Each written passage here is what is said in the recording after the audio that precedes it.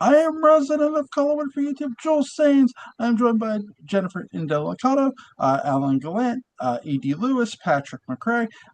We're here to talk 1841 parallel time. So here's my first question. Let's see. David Hurst, who plays Justin Collins, now he's only here for 3 episodes, but a very impactful 3 episodes because he's the one who went into the He's room. fantastic. They went to the lottery. Uh, they did the lottery. He's the one who went in the room, and he's mad. He's gone completely crazy. He didn't die in the room. So, ladies first, Jennifer, what did you think of David Hurst, Justin Collins? Well, knowing what we find out later about the room, I mean, you really see where he's coming from.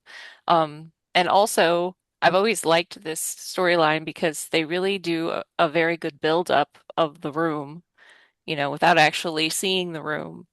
I mean, he is so off his Mhm. rocker. You just are wondering, what is this room going to be like? What's going to happen? And all of that. But it's a really good setup for the room. Yes. Ed, what did you think of Justin Collins? Oh, new Collins, a new older Collins. Hmm. Unfortunate that he is not got many of his faculties, though he No, seems to have some of them that he can't fully Occasionally. articulate. that's true. That's true. Patrick, what did you think of Justin Collins? Well, I like how he comes to sanity whenever that Bed Bath and Beyond coupon shows up. The Mm-hmm. big 20% off because they hadn't closed yet. That's right. No, Grasps for it like a madman, though. yeah, it's a good drag performance because I love him in that dress running around. Typical nightgown of the Of the parallel era. Um, and it's a great performance. It's a performance, even though it's mad. It's you can tell it's an earned madness Mhm. that somehow he has been tortured to such an extent that you see, and this could just be me reading into it, but I don't think so. You see that this was a great man once. You see that yes, he did have his marbles at one point, because there is a peculiar desperation to someone who did have their marbles, and they were great marbles and no longer does, and realizes it and is desperately trying to collect what he can. So yeah, I think Hearst captures that very well, and I see why the Nancy Barrett character, what's her name, Hortense or Brunhilde, what's Um, Nancy Barrett's Melanie. Melanie, No. yeah. I see why she has such love for him. I mean, there is something that makes you want to protect this man and those amazing tortured eyes. Yes. Yeah. And Yeah. yeah, she's also the inheritor of his terror, and she goes into fits and does all sorts of things herself, which adds to the mystery and sort of provides something of a red herring later on, which is this kind of gothic mystery should have. Um, Hearst is really good, I think, at sort of foreshadowing the terror of the room by showing his terror as the character and his confusion at times. And as you said before, he was a man of strength at one point, and he's been broken, and he does that really well, I think. I mean, his stage presence is strong, even as broken as he is. So he's really good. He's a nice pivot point for what is this? What's happening here for the audience's perspective? Oh, we're going to have to figure out. Okay, he's been broken. He's gone somewhat mad from this experience. What's this experience? It is a tribute to David Hurst that he's got what, 3 episodes? Is Yeah, that it? Mm-hmm. three. And I can think of a lot of other actors, or I should think of a lot of other actors in Dark Shadows who were only there for 3 episodes. I don't know who the hell they are. I don't remember what they did. Now, let's put it this way. I guess the highest compliment I can pay, you're no Frank Garner. Mm-hmm. I will say that Justin Collins as a character, he his death.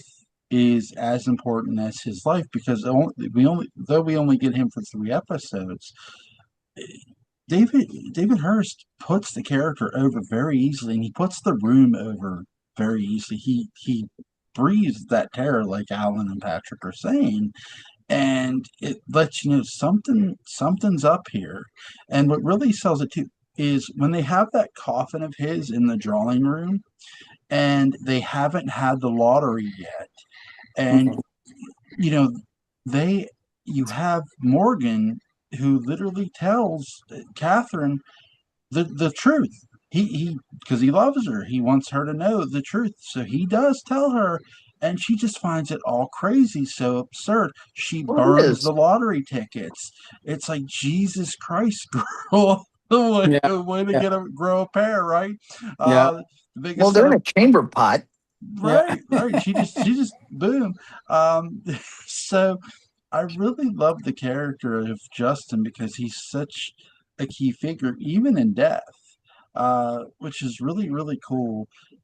Dark Shadows always did such a great job building its, even though maybe a character wasn't always so built up well, they did a really good job of getting their characters over no matter how many episodes they were given.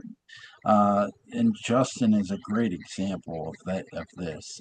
David Hurst, damn good job. So here's my next question to you guys here. Now I want to put a disclaimer. I love Keith Prentice's Morgan Holmes, no matter how loud he gets. And I want to say I am not being paid by the Prentice estate to say that. I heard from somebody in Dayton, Ohio, that that's not the case. Yeah, I don't know that Keith Prentice had any kids. Something tells me. No, but probably nephews or nieces or something. Yeah, that's Oh my God. So Jennifer, what did you think of Keith Prentice's Morgan Collins? Well, when I first watched it, I was just like, oh, I cannot stand this man and his voice. But now that I've rewatched it a little bit recently, it's like he's doing his job because that's what he's Yes. supposed to do. We're not supposed to like him. He's supposed to be, obnoxious and all the things that he is. So he's doing a very good job. I well, will say the loudness, I know he was primarily a theater actor, correct? So he That's was correct. used to projecting, and it Yeah. was probably very difficult for him to get Hmm. used to being on TV as opposed to well, being in the I theater. think the boom mic was broken, but there was one working in the studio down the hall, And it so was they like, hoped that it would pick up there. and it was feeding back. Yeah. Oh, And it wow. was the end of the Sounds good. series. They kind of lost the plot. They didn't care. Just, Bravo! He walked in the room and a hot wind blew in after him. Yeah. It was like, Oh my God. he was intense, no doubt. Yeah. E.D. Lewis, what did you think of Keith Prentice's Morgan Collins?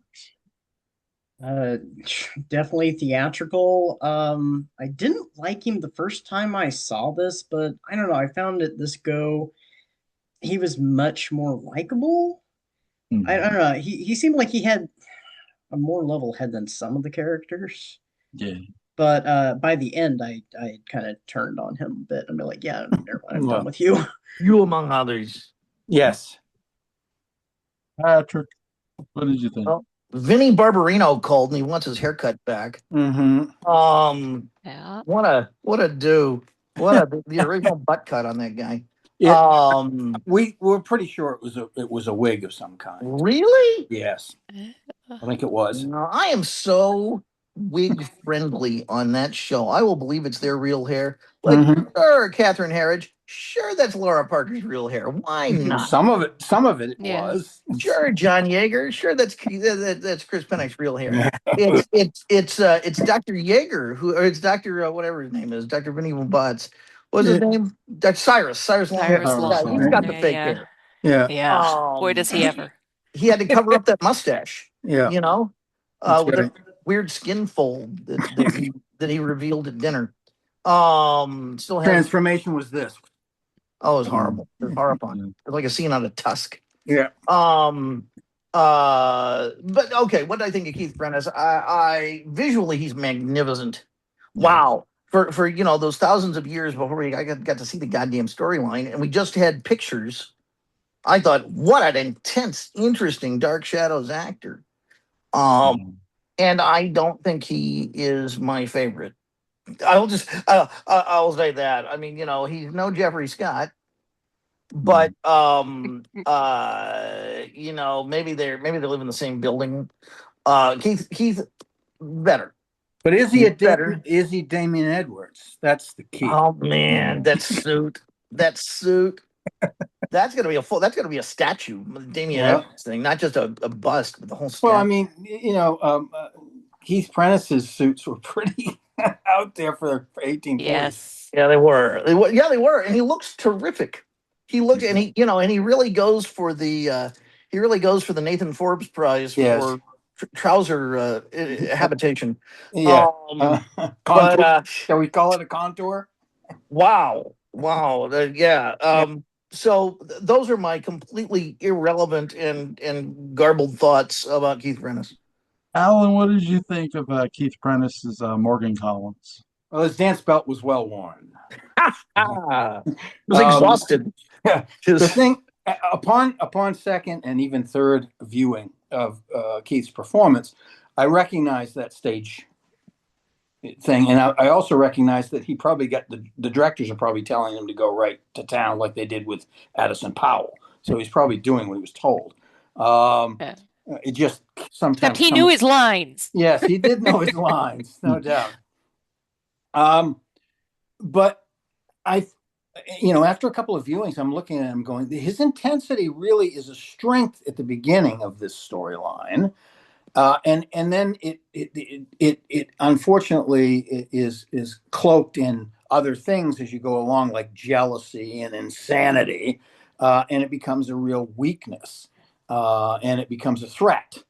So I thought that build was okay after seeing it a couple of times. That seemed to make sense to me. It might not have on the first viewing, because the first viewing I was 10 years old. So it was like, you're allowed, get out of here. It was that kind of thing. But then again, when you look at Bramwell, his intensity kind of matched in a lot of ways,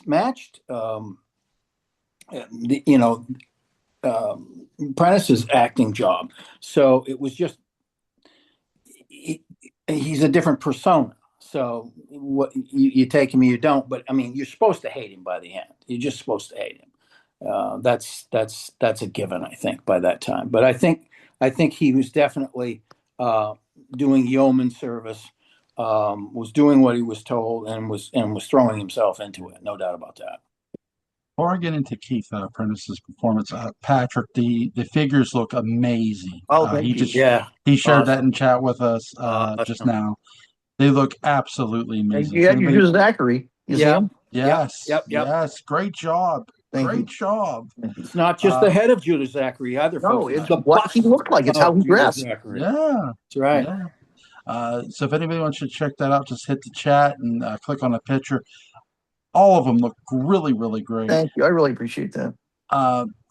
To Keith Prentice's performance of Morgan Collins, I thought he was outstanding, because him and Quentin are like Batman and Robin. Robin in this. Him and David Selby have such great chemistry, and you can just tell that the characters really clicked. And what I will give Keith a lot of props for is, because you do see this with Nancy Barrett's Melanie, she alters into another character, because when Justin Collins gets killed or dies, she becomes the mad person who's trying to kill people. She tries to kill Catherine, and she does kill Stella Young. Now, with Morgan, he becomes James Forsythe, and I really love Keith's transformation from Morgan to James Forsythe. A really, really underrated performance. Now that's after his miscalculation in trying to be the nice guy and going into the room in Catherine's place. Yeah. So I mean, there is some nobility there before all this craziness starts. Right. He does the noble thing and saves his wife, but in a sense, it kind of causes his downfall, his character's downfall. It's why you kind of feel sorry for him, but you kind of, in a sense, at the end of it, you kind of get, okay, he's a villain now. He's a heel, because once he switches back from James to Morgan, he immediately begins to suspect Catherine of cheating on him, like instantly. Like there's no. He's doing, folks. It But already happened. he gets really freaked out about it. I mean, he Yes, gets really yes, yes. intense, Very, very much. vengeful. And I love that intensefulness because it gives us how evil the character is, and it gives us how evil Brutus Collins really is. We get that when we get that flashback, we see a lot of Morgan, a lot of Brutus in Morgan, which I think is really, really great job by. Yeah, Brutus is the Judas Zachary of this particular time Yes, he period. is. Yes, he is. Oh. That's actually my next question, guys. What did you guys?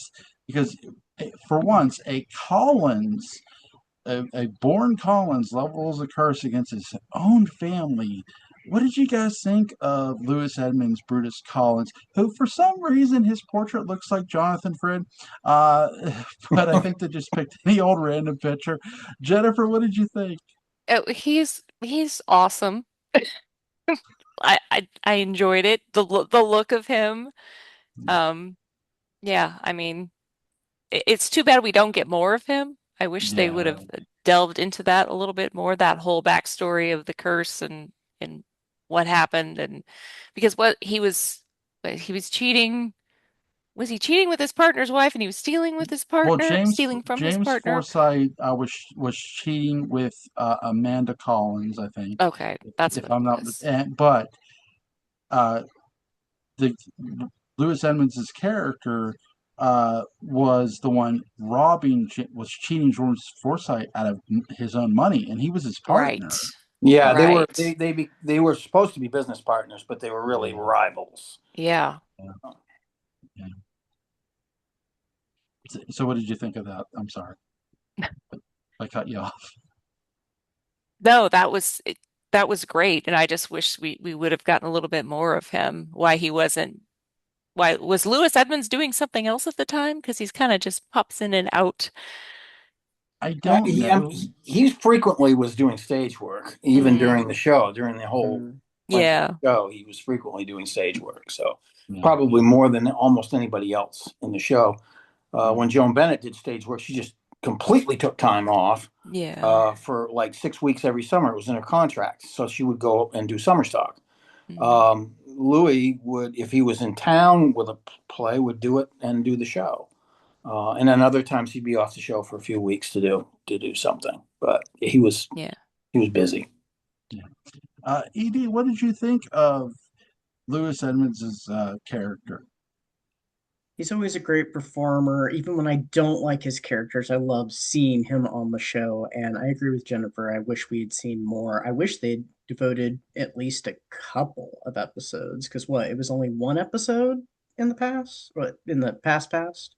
Yeah, Yeah, and several as a ghost. Yeah. yeah, Yeah. we get we get one whole episode of the flashback. What we do get a lot of with Brutus, and I'll let everybody else go. I apologize.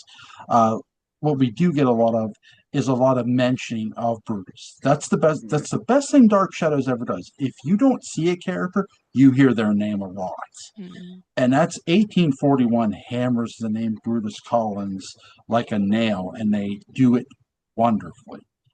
So you are correct. Uh, any other thoughts, Ed? I'm sorry. Uh, I don't know. For some reason, I kind of get that this very much could have been what Joshua could have been like if he had gone into the dark arts and stuff. Yeah, mm. yeah, definitely.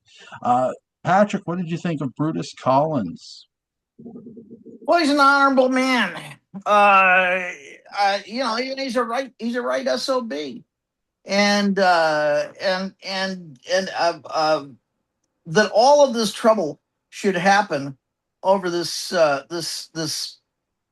petty man's fit of pique, I think is absolutely wonderful. These things don't start over actual legitimate issues. It starts over someone being cold on the carpet for being an SOB. And so yeah, I'm a fan. Yeah, yeah. Alan, what did you think of Lewis Edmonds' Brutus Collins? Well, I mean, it falls right into his picture perfect um, Southern sensibility coupled with his education at Carnegie Tech, which is now Carnegie Mellon, and his, as he referred to as, that fancy upper crust talk. He just, he falls into costume drama perfectly. He knows it backwards and forwards. He knows it better than Fred does. And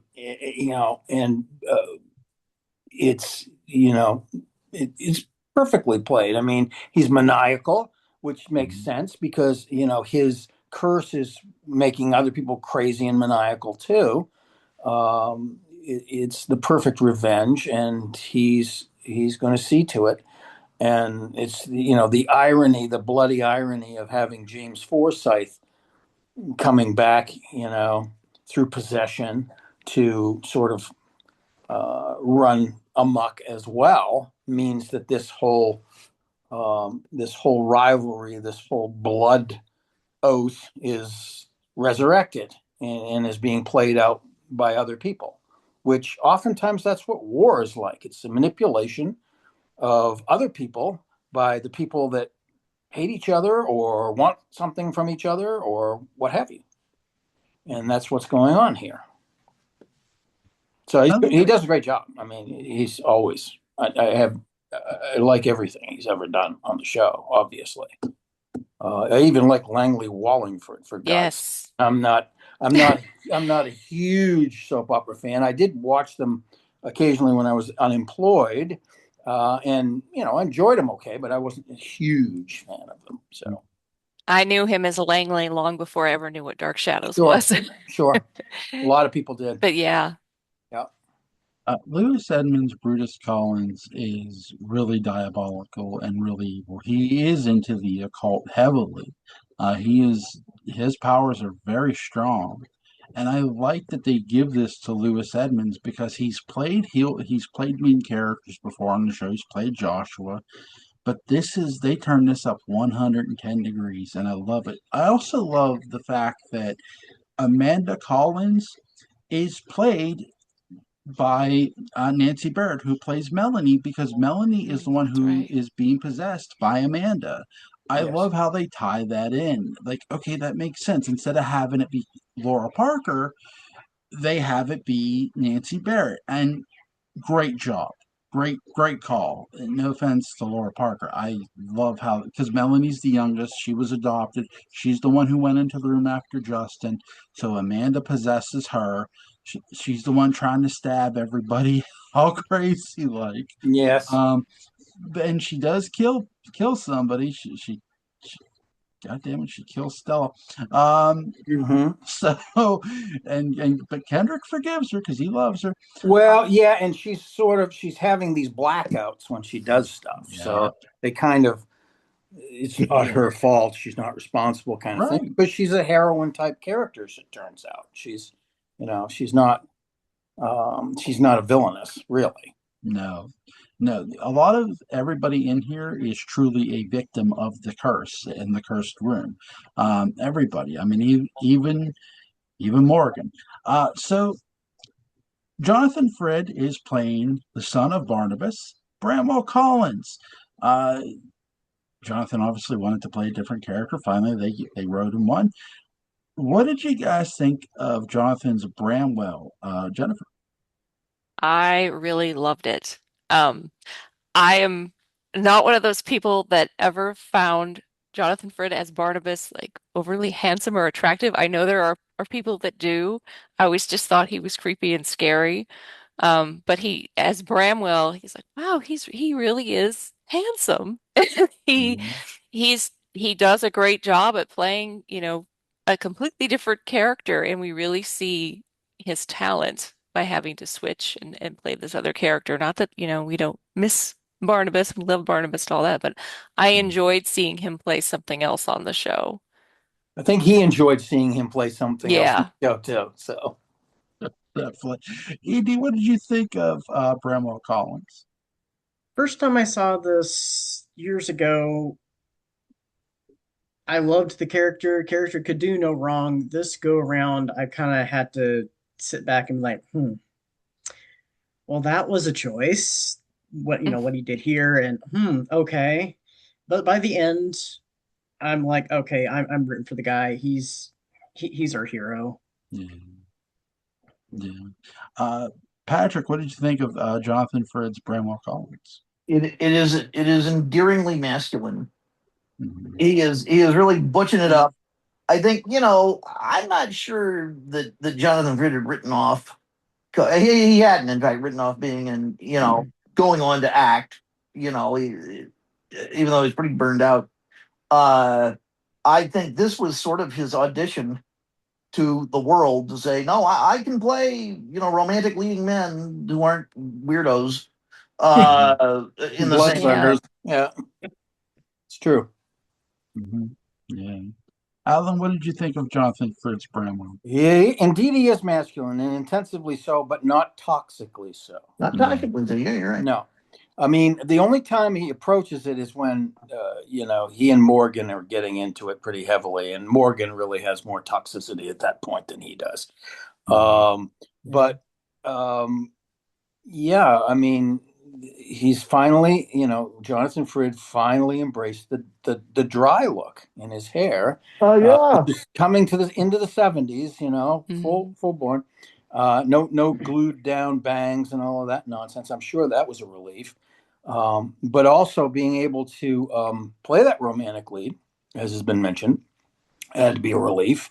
Not playing the romance as if it were an obsession, although it's kind of still is, but it's an obsession because Bramwell understands that this is an injustice, and he knows that Catherine loves him, and he loves her, and so the obstacle, of course, is dear old Morgan, who is initially not a bad guy, but kind of goes down that path and ends up in the ditch, basically. But he is a sort of he's still being a Byronic hero of a sort here.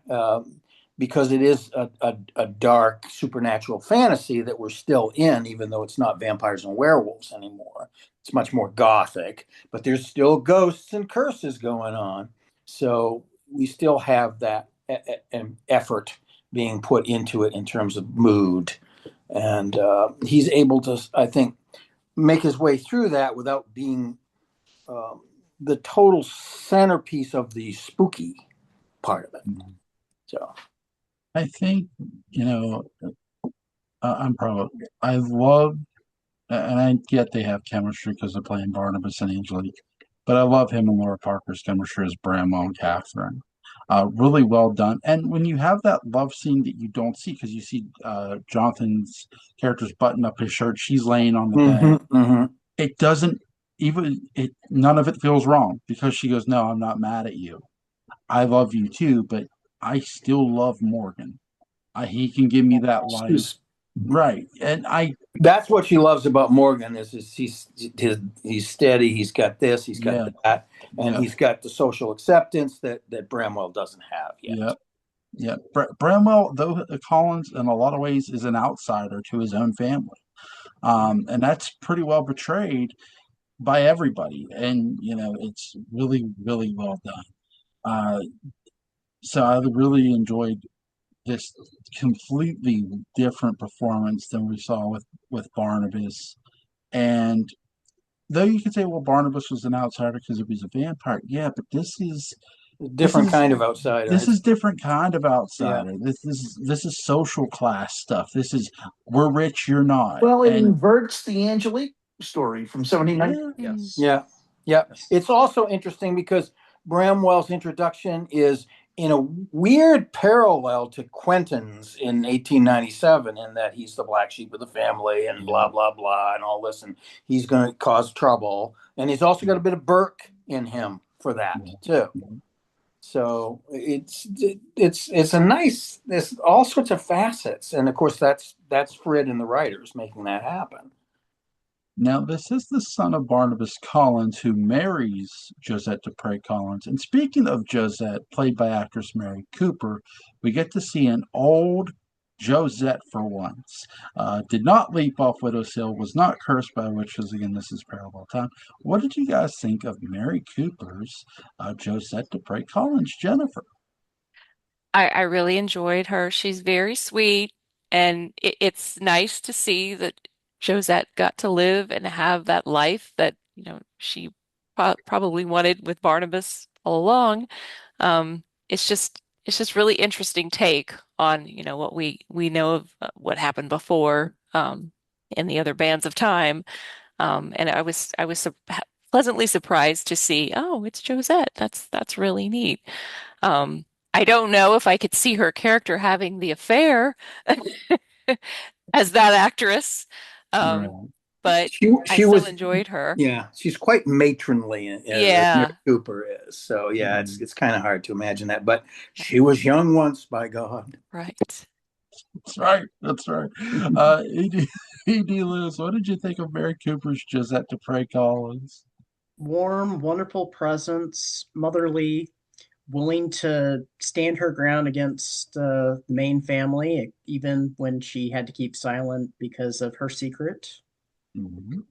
Absolutely. Uh, Patrick, what did you think of Mary Cooper's Josette Dupre Collins? Completely believable. Yes. And the biggest Mhm. compliment I can give, just completely believable.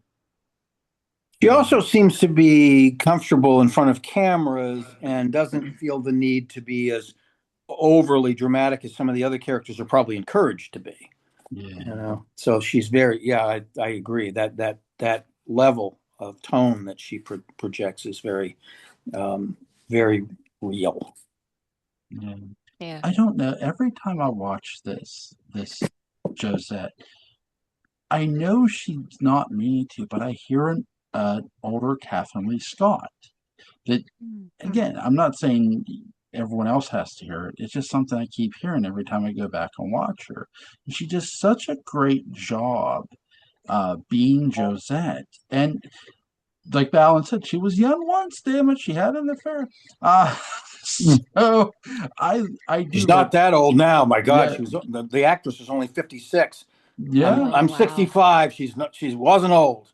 yeah. Damn Okay? it, yeah, damn it. Age is just a goddamn number. That's right. Uh, so Ouch. I mean, Melanie, because we're going to get into Melanie next. Anyway, Melanie is supposed to be the youngest member of the family in the Collinses' kids, even though they say she's adopted. Though she's not adopted, uh, I take it she's what, 19, 20, supposed to be in this. Yeah, something like that. Yeah, I'm not saying going to say she's 18. I'd say she's more 19, 20. But what Hell, did, in that period, she could be 16. yeah, I yeah, mean, seriously. true, true. But you're probably right. She's probably closer to 20. I would Yeah. imagine that would be more believable for the audience. So we have Melanie, who is Justin's her father. She's really close to him, and he is her biological father, and she's gonna find out with the help from Kendrick Young. Uh, she's gonna learn that her mother is Josette. What did you guys think of Melanie Young, Jennifer? Um, I liked her very much, and I think the costumes. I know at that time they were starting to go with the customized wardrobe. Towards the end of the series, they had custom made things, and when I was watching it at first, I thought I don't like hers and probably Kate Jackson's. They all had the puffy sleeves, and Nancy Barrett is so teeny tiny to begin with. I thought it kind of overwhelmed her, but then now looking at it, I think that was kind of their way of making her look kind of like a kid. Mhm. Yeah. And I love her. And anytime she and John Carlin are together, I think their chemistry is so good. So I enjoyed that whole relationship. And I kind of like that she got a sprinkling of the room, made her a little bit crazy, and we couldn't quite figure out what was going on with her. But she wasn't fully, gone. So, and of course, Nancy Barrett always is wonderful, does an excellent job. But yeah. I've grown to. At first, I hated that orange outfit that they had her in with the big old sleeves, but then now I watch Yeah. it, I'm like, I don't mind it. It's pretty, but the sleeves, but then that's why, it makes her look like a kid because like she's almost like she's playing dress up. And I noticed that with Kate Jackson with Daphne also. I feel like they kind of put her in a bigger dress to make her look kind of like a little kid because Yeah, they were both young. they'd put her in those really cut post Empire things for Yeah. regular 1840, so they were kind of form fitting. But yeah, so they went Yeah. another way. E.D. Lewis, what did you think of Melanie Collins? Another opportunity for Nancy Barrett to show off her skills, and you just don't see it coming at first when it happens, when she does her complete 180. Um, Definitely classic tragic character, perfect for this storyline for the show. Yeah. Patrick, what did you think of Nancy Barrett's Melanie? It was very brave of Nancy Barrett to have her internal organs removed so that she could fit in those outfits. Right. Um, good Lord. Good Lord. I know I shouldn't comment on things like that, but I did. To me, that's honestly distractingly harrowing as a sign of the times back then. And the normalization of this isn't about Melanie. I should talk about Melanie, but I'm not. The normalization of eating disorders is really all I can think of when I'm looking at that poor woman. Yeah. I no, honestly, it's distracting to me, but it plays up the sense of victimhood and a type of deprivation that's going on. So yeah. Uh, Alan, what did you think of Melanie Collins? Well, she's the love child that every soap opera should have. Plus, she's a wild card because she has all of this other stuff going on, blackouts and violent episodes and all of this sort of thing. It's sort of like she's carrying the curse in her DNA, partially. So that's very interesting. That's interesting take, Patrick. The fact that she's so tiny, and you kind of wonder, she seems smaller in this period than she did, say, in 1968 or even 69. You kind of wonder what's going on. I know that she'd had marriage problems and various things like that. No disrespect intended, but that can cause you to um, be different for a while, let's say, Yeah. you know. But she's Yeah. great in this. She's fabulous, and I'm sure that whatever was going on in her life, she was using it, because Yeah. that's what actors do. It'd be interesting to know if there really was something going on or if it was Yeah, just kind of the way they outfitted her. yeah, that made But her look yeah. kind of emaciated. Yeah, kind of Yeah. small. We we don't. I don't think we see her a lot in 1840. Do we? Like Nancy Barrett? Who did? Yeah, yeah. I think She's somebody, but I forget who she is. With Letitia. the Letitia Fay. Letitia. Okay, yeah, Letitia. Yeah. But we go from that to she's playing Melanie, and her dress is so tightly up against her. Does look by looking her being really thin, she looks so much younger than what she has. Mm-hmm. She does look like a 18-year-old almost. Like she's eight, Yeah. like her Yeah, character's 18. And it's like, wow, they've really, I mean, it's a tight dress, you can It tell. looks well, uncomfortable. Yeah, she was always tiny anyway. yeah, I Yeah. mean, she's what, maybe 5 feet tall, maybe. yeah, yeah. But Um, yeah, but here she pulls it all off. I mean, not just the outfit, but the character. She you're major sympathetic for her. She has this great connection to Justin before you find out that's her actual dad, because we to hear from her, she's adopted, and we're here. That's what we're hearing from everybody because everybody's lying to her ass, yeah, and what makes her even more sympathetic. even though she doesn't know that's her real dad, she goes into the room after him to get him out of there, to help him. She finds his body, and it's like, holy shit, this character's over with me already. And I love Nancy Barrett's from lovable Melanie to psychotic Amanda is great. I mean, absolutely terrifying and terrific at the same time. Mhm. Beautiful, beautiful performance by Nancy Barrett. She's also one of her great strengths is vulnerability. Yeah. Which is an actor's great strength if they have it.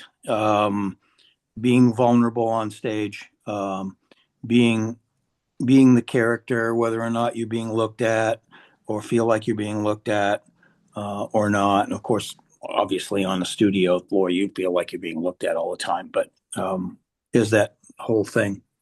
Yeah. Think of how good she is as Millicent in 1795. It's Mhm. kind of like that. She's very vulnerable towards the end of that She is.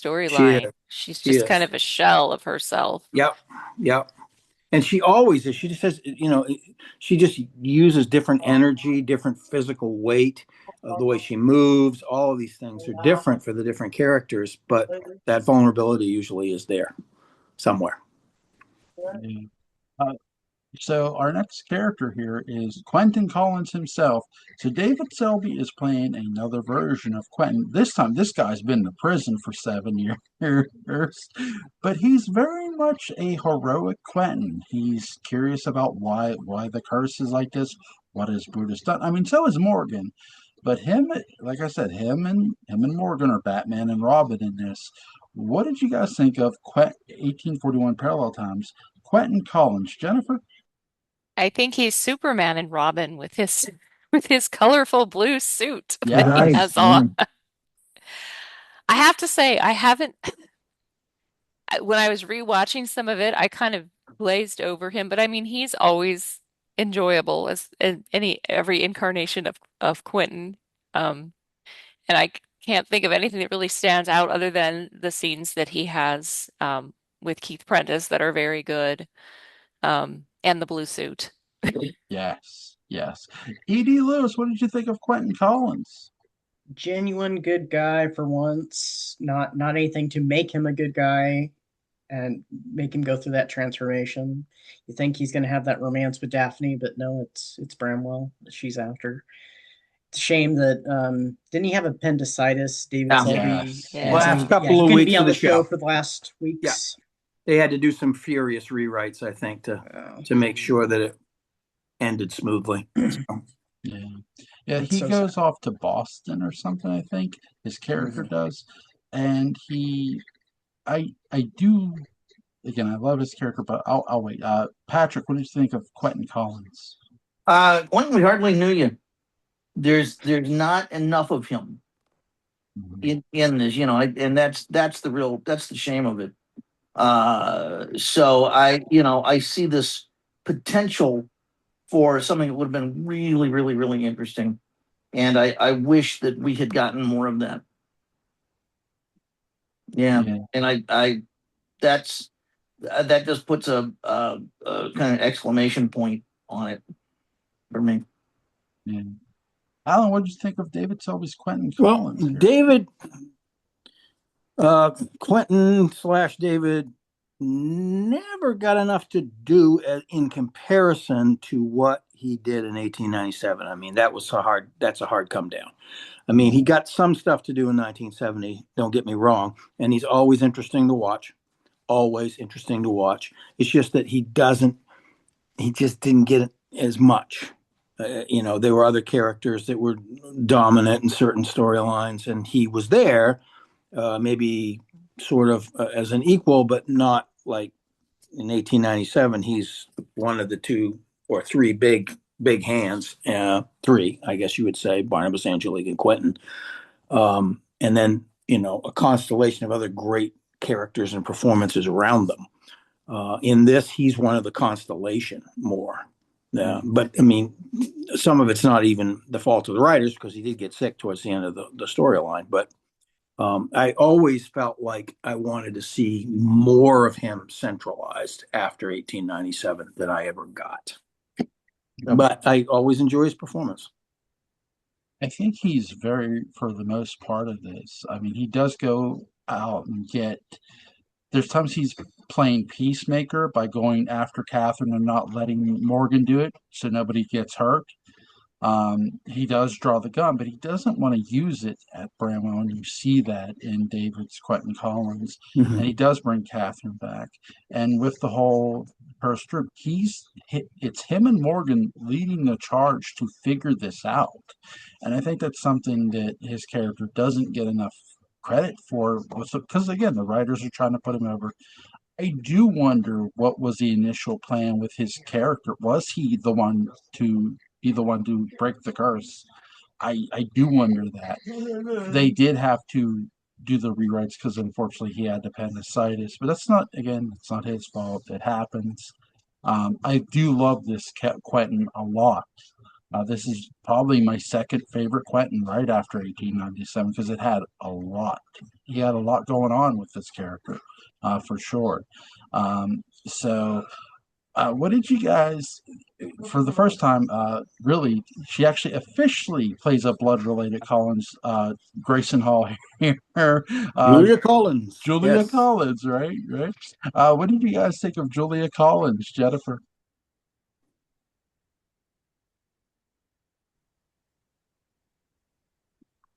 Lost your audio.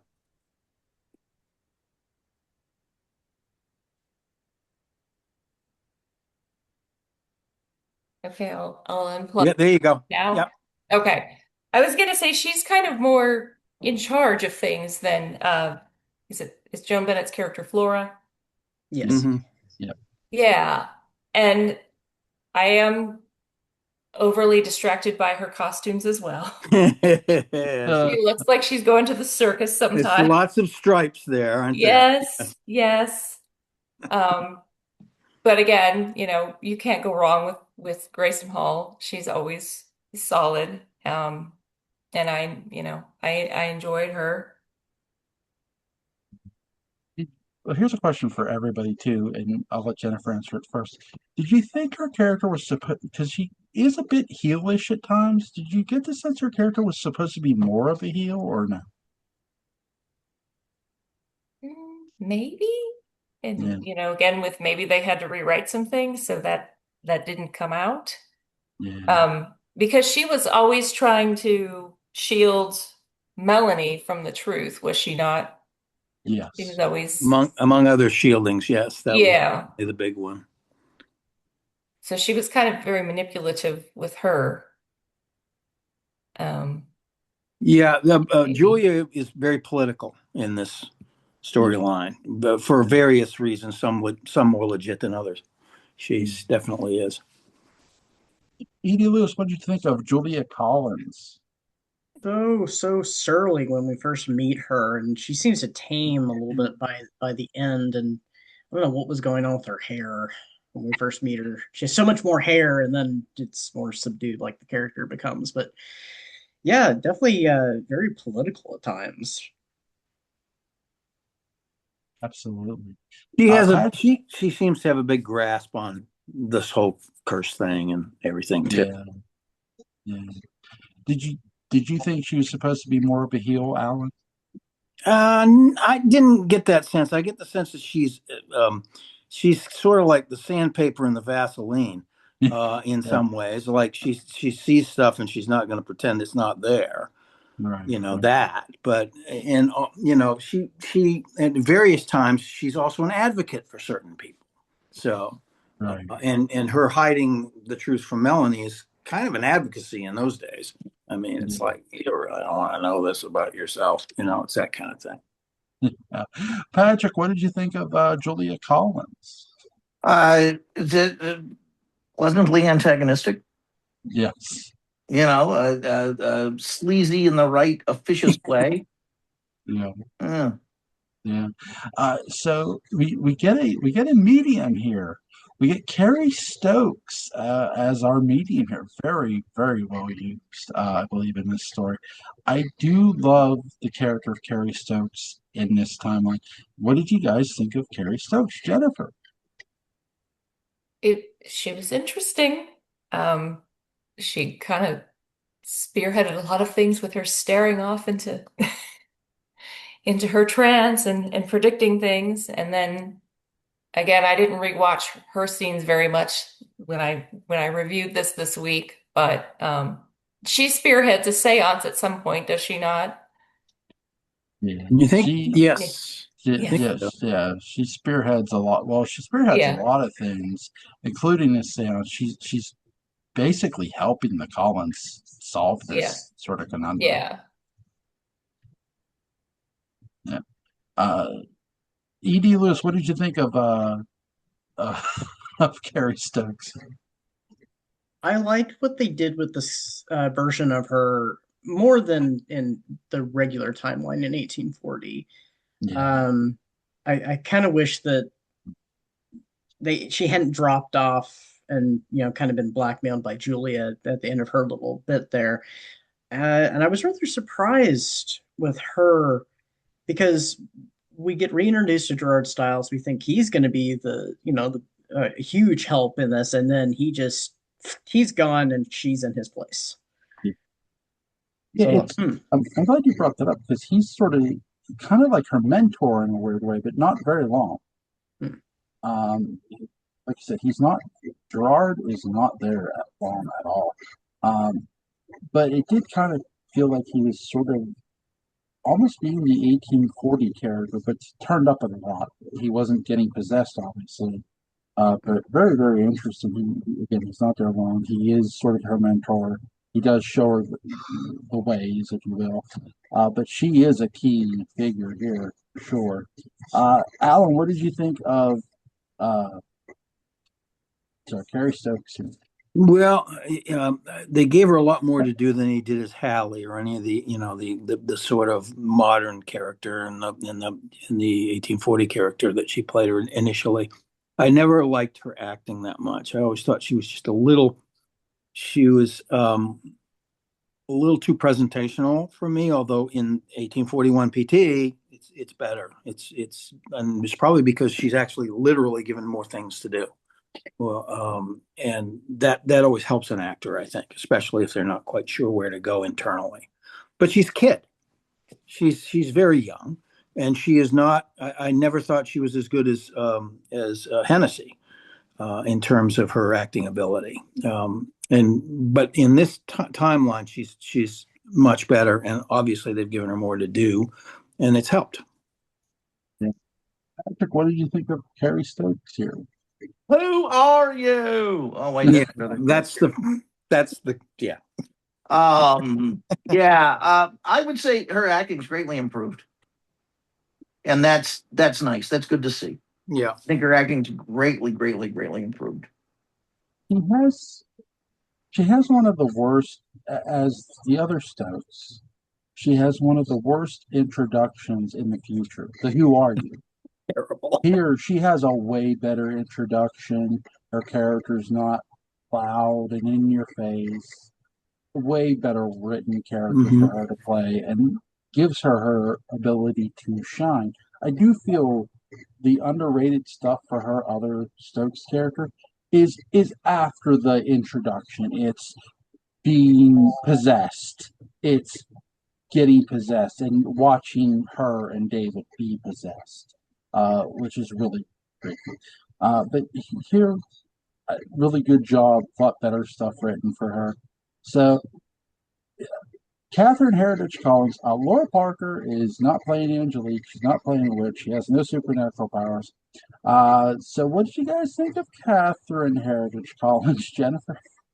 Oh, she just looks beautiful. I do like her costumes.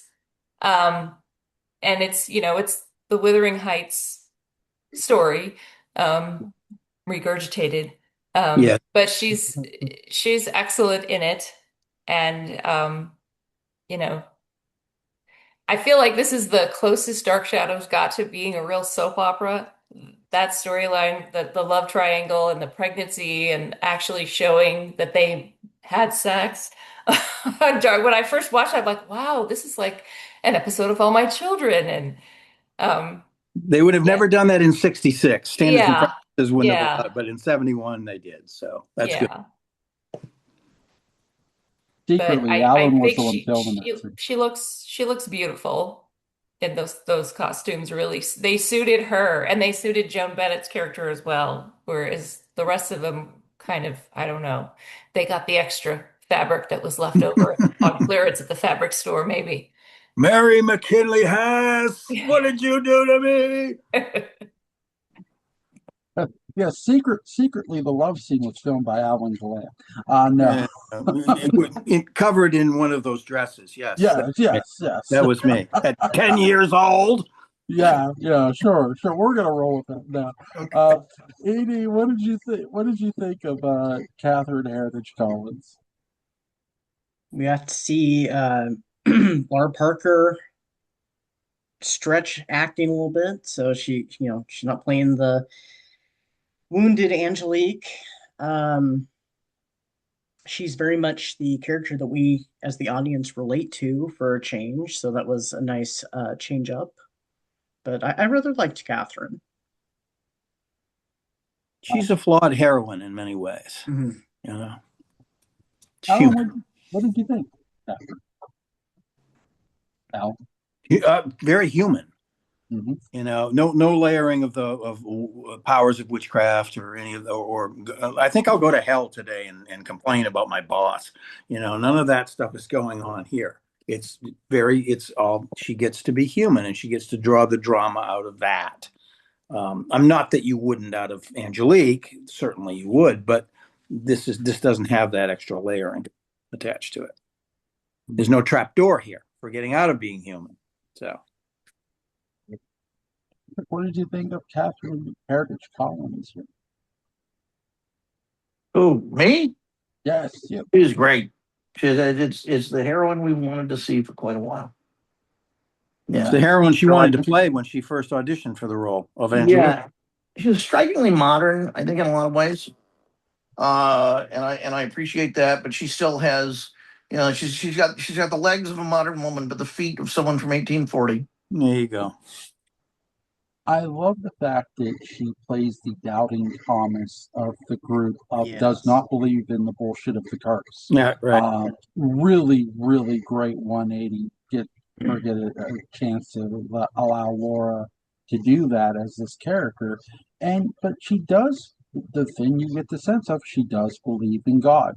Uh, there have been religious, moments in Dark Shadows, and religion has been mentioned.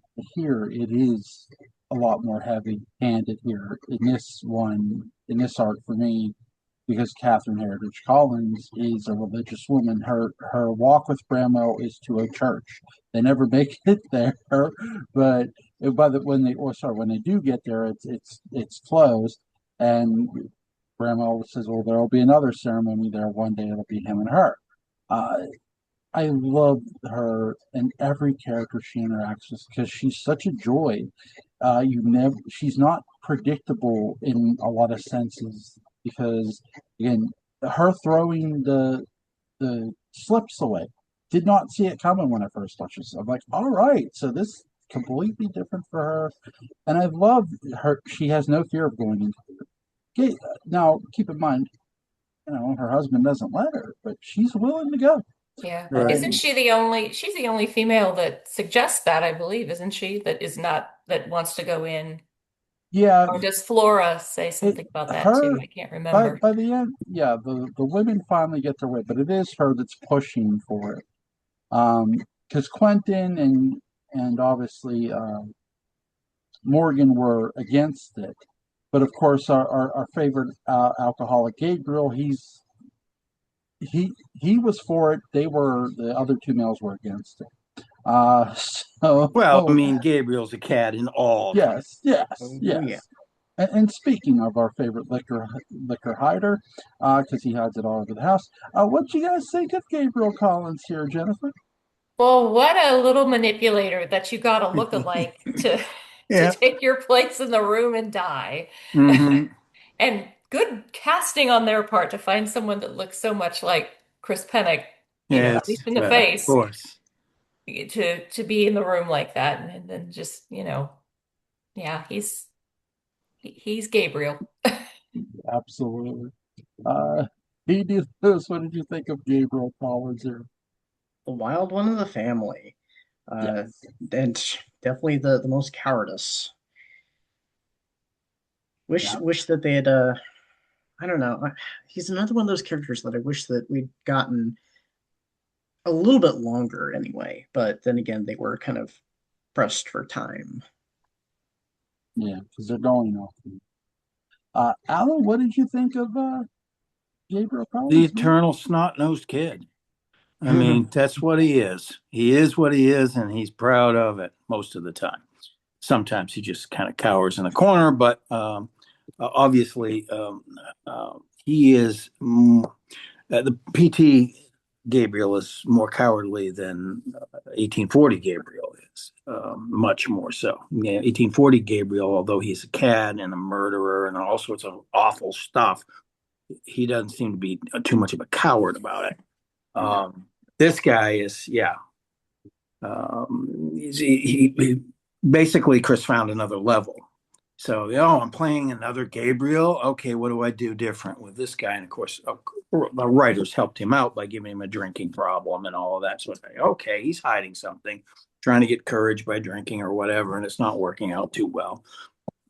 So he's going to be this smarmy little plotter and try to get out of it and all that sort of thing. So he does a great job. Chris is a very creative actor, very creative. Patrick, what did you think of Gabriel Collins? Yes, I think he was wonderful. I think he was an interesting, engaging character. And I think that his alcoholism gave Pennock a very interesting new layer to explore. It's a darker, brooding performance that we haven't seen from him before in quite that way. Yeah, it's a psychological gesture, basically the drinking, and it gives you a lot of things to play with. He's so good at going from being about himself to being funny about being about himself when he's drinking. I mean, the liquor all over the house is a great gag, but it's a great identity of the character too. And for all again for a little all the darkness. There's times you get humor in Dark Shadows, and this is one of those moments having the liquor all over the house. He has it everywhere. I He's a do regular Sarah Johnson. I Mhm. yes, I do love. I'm with Jennifer. I do love that he finds somebody who looks like him because he teases us. He goes, "I'll pay one of the villagers to take my place," and he does. But for all that, I do love what the writers they have it be Gabriel that knows that it was Brutus Collins that put the curse on. I love that because he's the one who looks at the portrait of Brutus and says, "Oh, yes, Brutus, you did all this."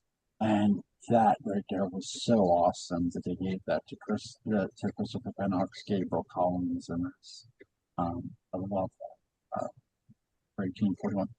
Is for this story arc, is there a character? We mentioned some characters you guys wish they maybe would have got more out of. Is there other characters you guys wish they would have did more with? Quentin is the only one, and he does a yeoman's job. David always did, and everything. But I just more, always more, always With a more. rebel yell. Yeah, with a rebel yell, Uh, or having Humbert come back on the show. That would have been cool. yeah, yeah. Yeah. Well, right, because Ben Stokes, Samantha Drew. I mean, Ben Stokes is here, and so is Samantha Drew, and so is Gerard Stiles. It's not like they're heavily used either. They're used to a degree, but not much. So your other characters, and speaking of a character who gets cut off, Daphne Heritage Collins. I didn't want to forget about her. What you guys Old think? death. Yeah, yeah. What do you guys think of Daphne here, Jennifer? Oh, she's very sweet, and she loves Bramwell, but unfortunately, he does not return the love, and it's sad, but it's all too convenient because we got to wrap the show up. So, Mm-hmm. Yeah,